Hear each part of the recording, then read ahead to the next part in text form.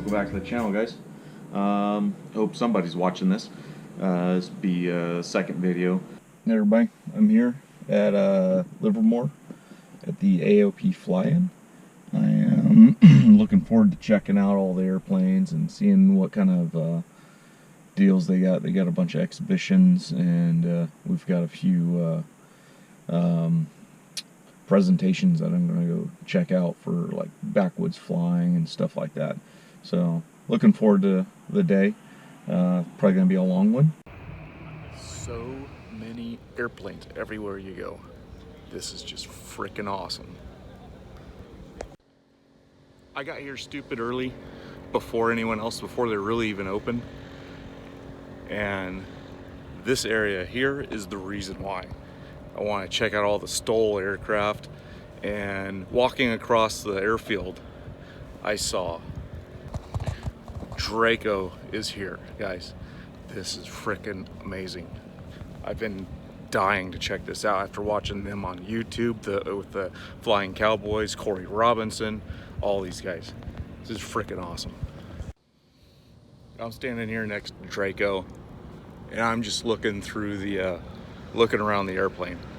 And right up in here, from the wheels, you can see just mud and dirt caked down the on the plane. It's amazing that they actually, the amount of money that they put into these planes, and they just take them out and they just have fun with them.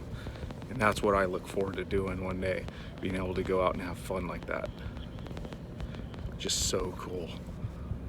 There's Ghost over here, Corey Robbins' airplane. Guys, check this thing. This is awesome. It's made by a mechanic just for winning STOL competitions.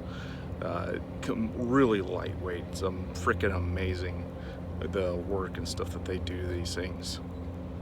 Let's go check it out.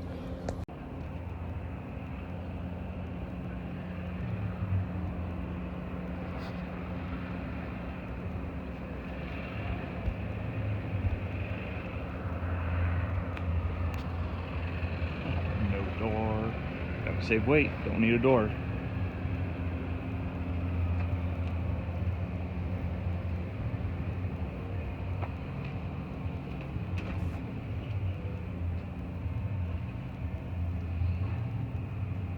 Minimum avionics.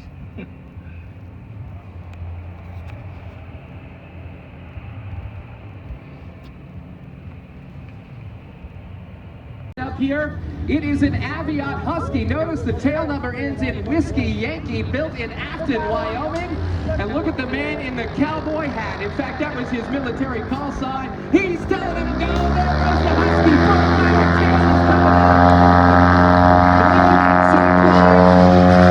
And the Huskies up in, what's that, 150 feet? That's about 150 feet, Paul. Folks, if you look at these traffic cones out here, the tallest traffic cones are 100 feet. This is the one I'm talking about. He's going to be short. Are 50 feet cones, and then the shortest, the very short ones are 25 feet. Took the door off too. Al Stockman in a Rans S7S, although it's not exactly the way Randy Schlitter let that airplane leave his design board in Hays, Kansas. It is a highly modified Rans. And watch what Hal does with it.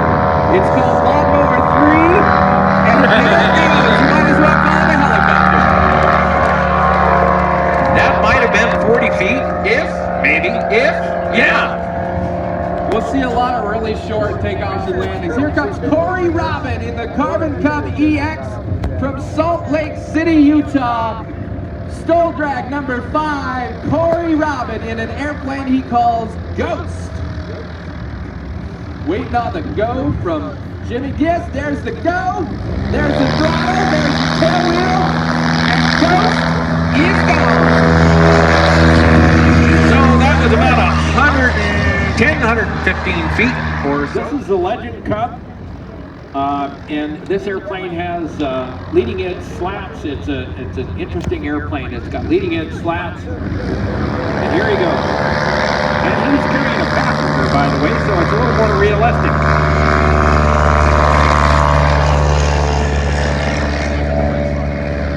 All right, a little more realistic because it's an airplane's a little heavier. Here's Hal Stockman. in his range. You notice the prop stops. So that was 120 feet, maybe 130. And look at Hal's blue jumpsuit. You'll know it's Hal because he's always wearing his blue coveralls with the colored stripes on them. It's Super STOL is lined up now. This airplane has a Rotax engine, as Hal's airplane has. Off he goes. You can see these guys this is a little challenging conditions. Look at how they're having to crab into the wind as soon as they're airborne.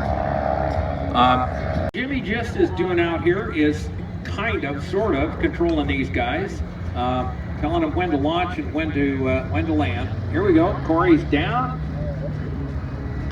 The kit box. That was about 180 feet, maybe, Paul. oh, I'd say that just about. All right. Here comes Sam Barth in the Husky again.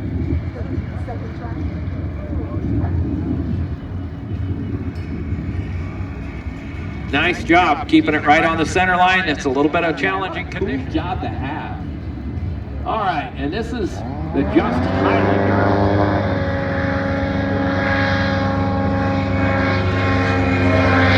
All right.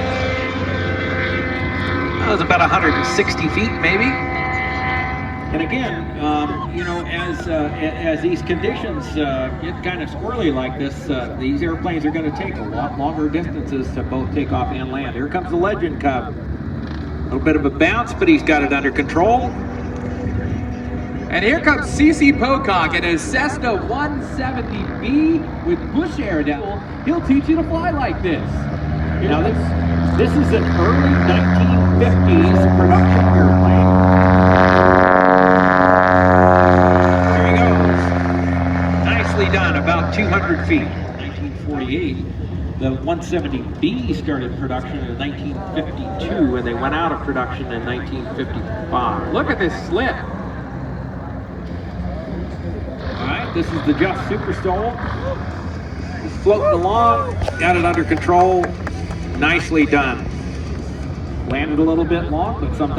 And ladies and gentlemen, here is 680 horsepower of PT6 engine with its builder and flyer, Mike Patey, waiting on the go-ahead from Stolen with Jimmy Guest. This is Draco!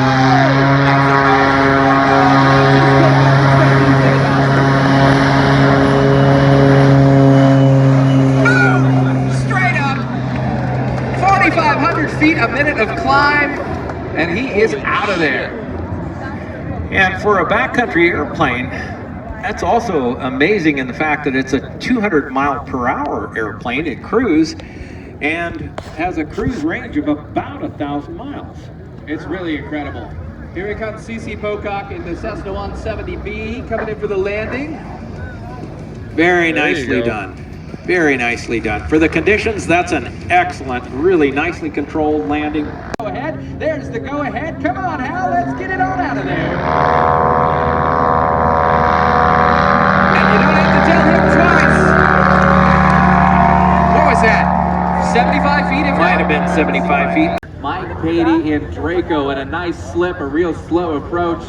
And boy, you can't miss that thing coming in. Bright red, Oh, get out of the way. red, all those lights.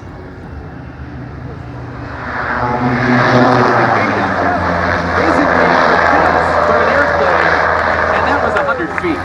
Good grief, that is incredible. Draco's going to take the... Good question. So I own the first newer version wheelgun that came out in 2006 with a Lycoming motor, and I loved it. So it's just such a cool plane, but the wing was too small, and I felt like the stall speed used to be at 65 miles an hour stall.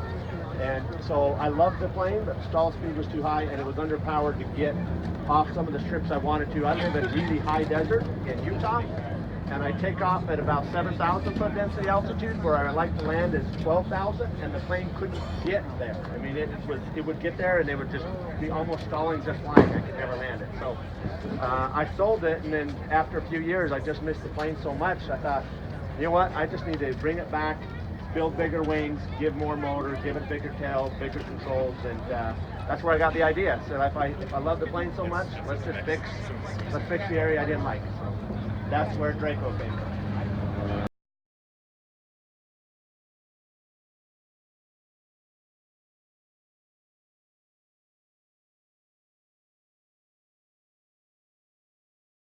And you can see he's getting kicked around a good bit. He's got a lot of crab in there to deal with the wind. It's quite a bit of crosswind here. Oh, big no. And he's going to go around out of that, which is a good idea. Good decision making displayed there by Crosswind, you just take off into the crosswind across the runway. Here's the 206. That's going to be back with bounce. He's going around.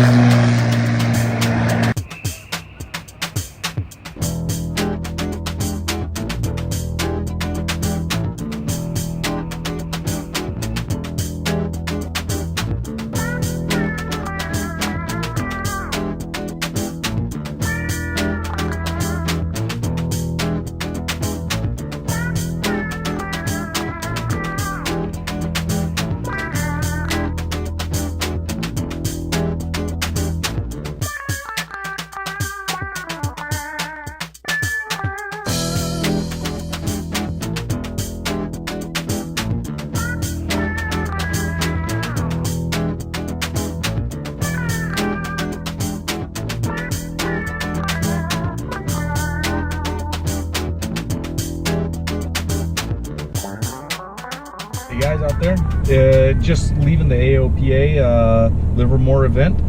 Got to meet Corey Robin, Hal Stockman, and Mike Patey. Man, what a great bunch of guys those guys are. They did a STOL drag demonstration. It's amazing to watch. Draco, my God, what a plane that is. Got a free t-shirt from Corey. Really cool. Thank you very much if you see this. Hal, down to earth, salt of the earth kind of guy. Just great to talk to and have a conversation with, and very approachable people. Just amazing. Mike Patey, obviously with Draco, everybody swarmed him, and while I was there, after he landed and the STOL demonstration was over, Mike basically pushed everyone aside, and they have a bunch of young kids that are learning aviation, and he spent a few minutes with them first before taking on the public, and I thought that was just cool as hell. So good for those guys. I'm happy for what they do. I'm happy for meeting them, and I got some cool conversations with Corey Robin, and got a few little tidbits that he released to me, and he was telling me about what's coming for Reno, and they're making some modifications to their airplanes that are just going to be awesome. I had one idea about putting air brakes on the ailerons like the A10 does, the A10 Warthog, and he said they had just got done testing stuff like that, and they said it really wasn't effective enough. So they have another idea, and just for a hint at what's going on with Corey, is he's going to have to turn Ghost into a multi-engine rating for him to fly it. So he's got to go get his multi-engine rating, so he'll be able to fly Ghost with the mods he's going to be doing to the airplane. So look forward to seeing him and everyone else up at the Reno Air Races. See you guys later.